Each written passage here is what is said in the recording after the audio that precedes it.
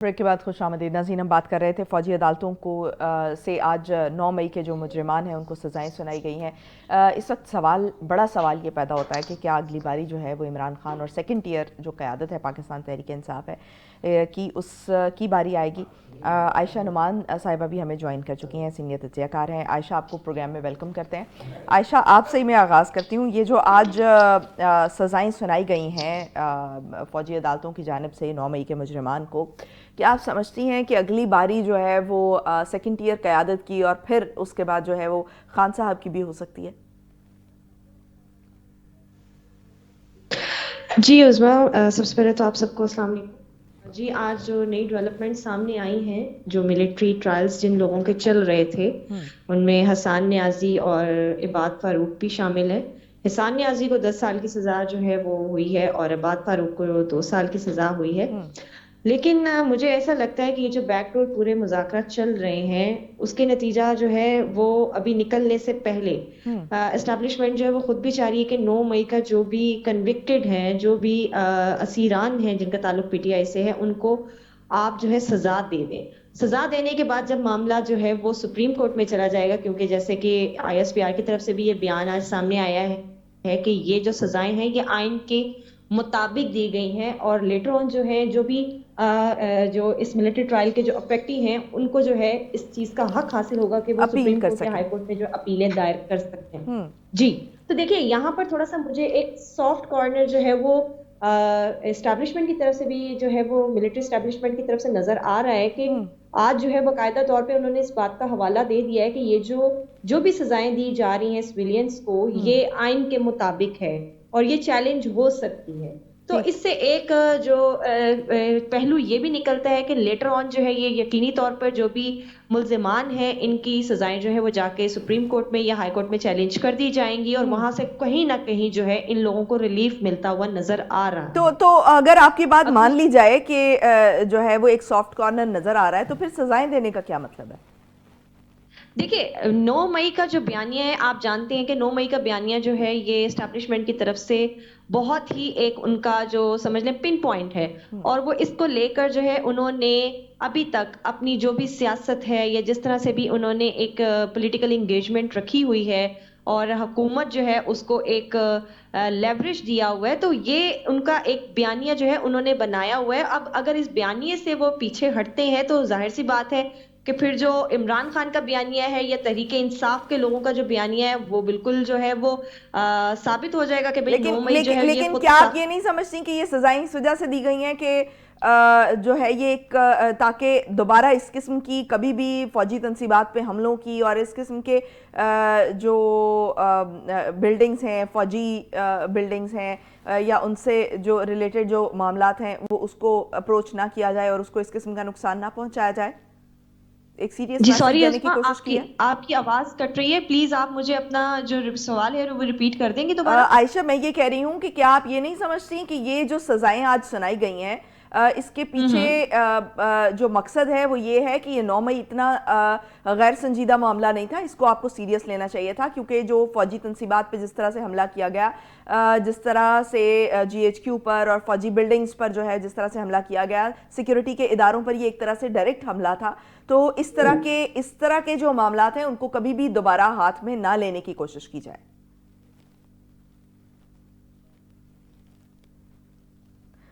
आयशा, मेरा ख्याल है जो है वो भी दोबारा कनेक्ट करते हैं उनसे। डॉक्टर साहब, आप क्या समझते हैं? आप देखिए उस्मा, जब डोनाल्ड ट्रंप साहब की इलेक्शन कैंपेन थी और आपको याद होगा कैपिटल के ऊपर हमला किया था, उनके हामियों ने उन सबको सजाएं दी गई थी। It was not spared. ये राइट। दुनिया में कहीं भी नहीं हो सकता कि आप अपने मुल्क की ऐसी तनसीबात पे, यानी जो अलामत है आपकी रियासत की, वो चाहे मॉन्यूमेंट्स हैं, चाहे वो मिलिट्री इंस्टॉलेशंस हैं, पार्लियामेंट की बिल्डिंग है या कोई ऐसी जो भी रियासत को रिप्रेजेंट करती है जगह, वहां पे आप अटैक करें और you can get away with it. ये हो ही नहीं सकता। इसलिए कि अगर ये एक दफा होने दिया जाए फिर ये तो राह खुल जाएगी, कोई भी जाके कर सकता है। यानी उसको अगर लेट गो नहीं किया जा सकता ऐसे। तो ये तो होना ही था। ये 60 लोगों को सजा हुई है, भले वो सजा माफ कर दी जाए, وہ ایک علیحدہ پہلو ہے کہ اس کی معافی دے دی جائے یا اس کے اوپر کوئی رعایت دی جائے، لیکن ان کا فرسٹ پلیس یہ سزا دی جانی تھی۔ اب اس کے ماسٹر مائنڈ کون ہے؟ اگر وہ عمران خان صاحب ہیں تو ممکن ہے کہ ان کو بھی سزا دی جائے، اس بارے میں اسے معاف کر دیا جائے یا اس میں رعایت دے دی جائے، وہ بعد میں دیکھا جائے گا، but in the first place ایک ایکشن تو ضرور ہوگا اس کے اوپر۔ اینڈ یس ٹھیک، عائشہ ہمیں دوبارہ جوائن کر چکی ہیں۔ عائشہ، آپ کو میری آواز آ رہی ہے؟ جی بالکل آ رہی ہے، سوری نیٹ ورک بہت زیادہ انسٹیبل تھا۔ ہاں جی بولیے۔ آپ کو میرا سوال بھی سنائی نہیں دیا ہوگا، میں ریپیٹ کرتی ہوں۔ آپ یہ کہہ رہی تھیں کہ جو ابھی ایک دفعہ تو سزا دی گئی ہے لیکن کہیں نہ کہیں سافٹ کارنر جو ہے وہ موجود تھا، اس سے یہ ظاہر ہوتا ہے۔ تو کیا آپ سمجھتی ہیں کہ یہ جو آج سزائیں دی گئی ہیں یہ ایک سنجیدہ معاملہ تھا اور اس کو جو ہے وہ یہ اس لیے سزائیں دی گئیں کہ ایک میسج جانا چاہیے کہ اس قسم کے معاملات میں خاص طور پر جو ہے وہ قانون کو ہاتھ میں نہیں لیا جانا چاہیے؟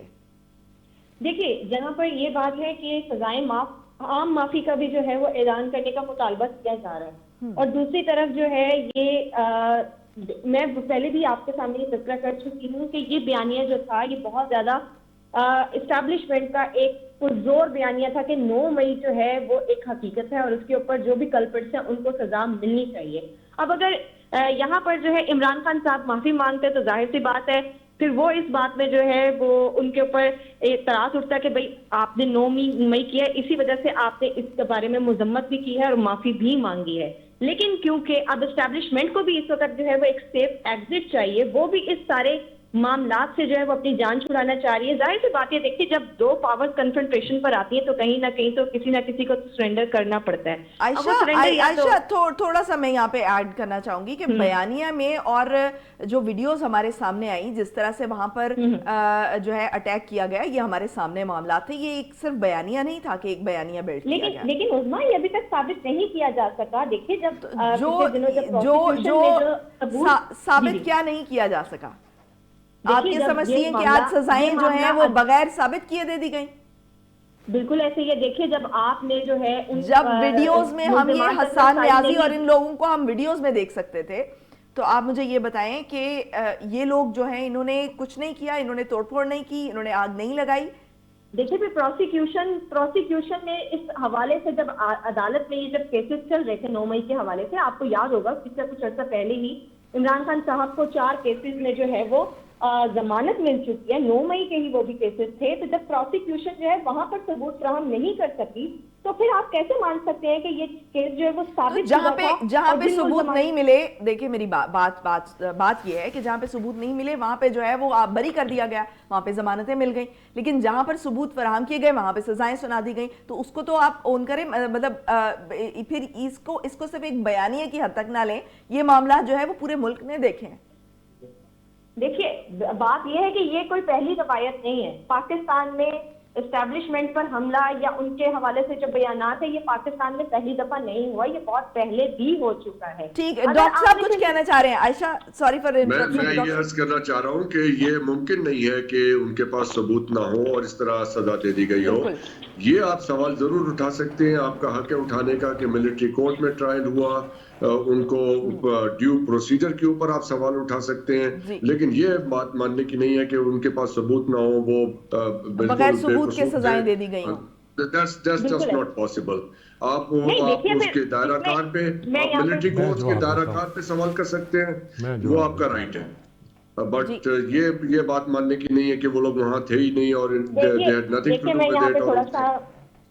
میں یہاں پہ تھوڑا سا ایڈ آن کرنا چاہوں گی کہ ماسٹر مائنڈ تو پھر فیض حمید صاحب بھی تھے نا، تو اگر آپ نے ثابت کرنا تھا کہ ان کا ٹرائل بھی ہو رہا ہے، ان کا اپنا ٹرائل ہو رہا ہے، ہم نہیں جانتے، ہم انویسٹیگیٹرز نہیں ہیں۔ سب سے پہلے تو ہمیں پھر ماسٹر مائنڈ کو سزا دینی ہے نا، سب سے پہلے تو ہمیں ماسٹر مائنڈ کو سزا دینی ہے، ہمیں وہاں پر ثابت کرنا ہے۔ اس سے پہلے نیازی صاحب کچھ کہنا چاہ رہے ہیں؟ عائشہ جی میں ڈاکٹر جو حسن ظفر صاحب ہیں، میں ان کی خدمت میں گزارش کروں گا کہ امریکہ کے اندر کیپٹل ہل پہ جب ریپبلکن نے وہاں پہ وہ دعویٰ بولا تو وہاں پہ جو لوگوں کو سزا ہوئی وہ وہاں کے آئین کے مطابق کورٹ آف لا نے سزا دی ہے، ملٹری کورٹ نے نہیں دی۔ ایک بات تو یہ ہو گئی۔ اب آپ آج اس بات پہ عمران خان کو پنچ کریں گے، کس طرح کریں گے؟ وہ تو جیل کے اندر تھا، وہ تو باہر نہیں تھا، کوئی اس کی آڈیو، کوئی اس نے انسٹرکشن دی ہو کہ آپ Exactly, that's the point.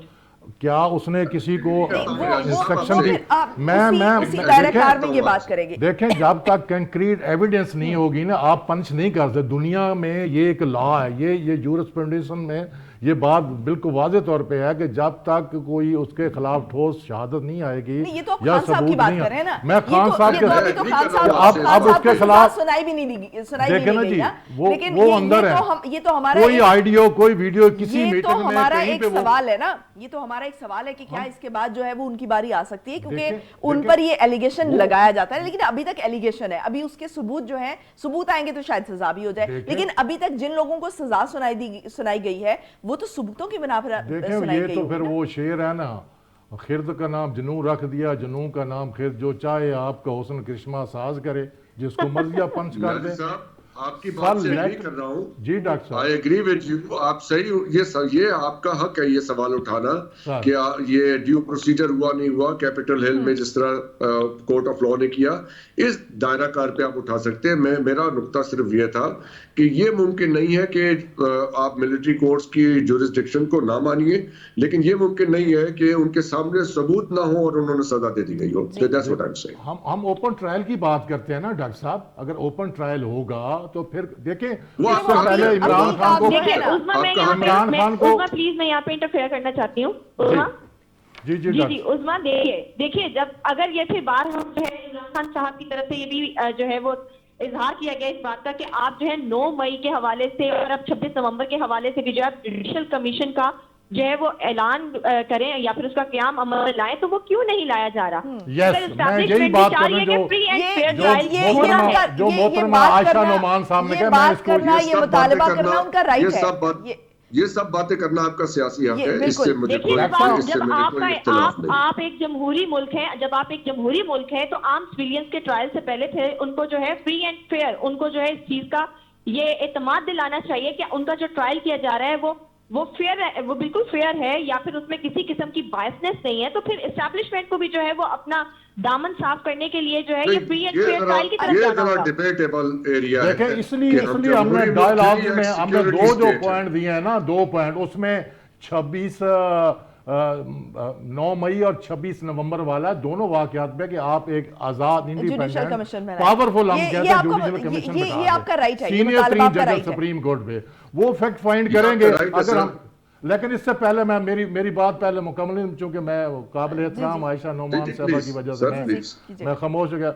دیکھیں میری گزارش سنیں، اس سے پہلے عمران خان کو سزا دی، وہ توشہ خانہ کیس میں یا دوسرے کیسز میں ہم نے اسے ایکسیپٹ کیا، ٹھیک ہے وہ ٹرائل ہوئے جیسا ویسا ہے. ہم نے اس کو ہمارا کاؤنٹر جو ہے ہم نے اس کو لائرز بھی ہمیں ملے اور انہوں نے باقاعدہ کیس جو ہے نا اس کو ٹرائل کیا، وہاں پہ بحث کی، وہاں پہ اپنے آرگومنٹس دیے، ٹھیک ہے ہو گیا. ہم نے اس پہ سوال نہیں اٹھایا، اس کے لیے ہم نے اپیل کی، الحمدللہ وہ ختم ہو گیا.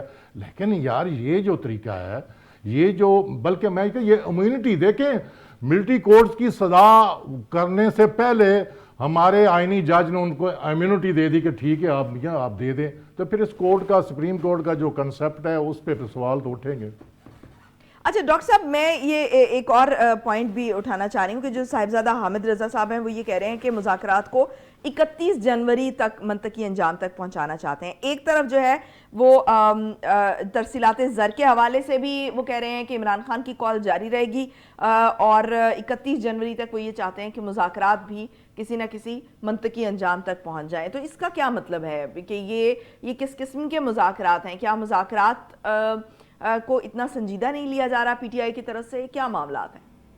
ماحول نہیں ہے مذاکرات کا. اب 31 جنوری کی تاریخ تو صاحبزادہ صاحب ہی بتا سکتے ہیں کہ اس کے اندر کیا رمز ہے، اس کی اہمیت کیا ہے 31 جنوری کی. کیا وہ اس سے ان کی ممکنہ طور پہ مراد یہ ہو سکتی ہے کہ ٹرمپ صاحب آفس سنبھال لیں پریزیڈنٹ کا 20 جنوری کو، اس کے بعد وہ تب تک یہ معاملات کنکلوڈ کیے جائیں. لیکن یہ سارے ابھی مفروضات ہیں، ہمیں نہیں پتا کہ وہ کیا کرنے والے ہیں. جب وہ آئیں گے آفس میں بیٹھیں گے تو اگر وہ پالیسی بیان دے دیتے ہیں اس سلسلے میں تب دیکھنا, تب جا کے دیکھیں گے. ویٹ کر لیتے ہیں 2-3 ہفتے کا تو وقت ہے اگر کوئی ایسا پالیسی بیان, کیونکہ ابھی تو وہ آفس میں نہیں بیٹھے ہوئے, تو رچرڈ گرینر ہو یا ان کا کوئی اور نمائندہ انٹرنل ہو. معاملات میں وہ اس قسم کا پالیسی بیان دے سکتے ہیں؟ یہ ہمارے انٹرنل معاملات میں مداخلت تصور نہیں ہوگی؟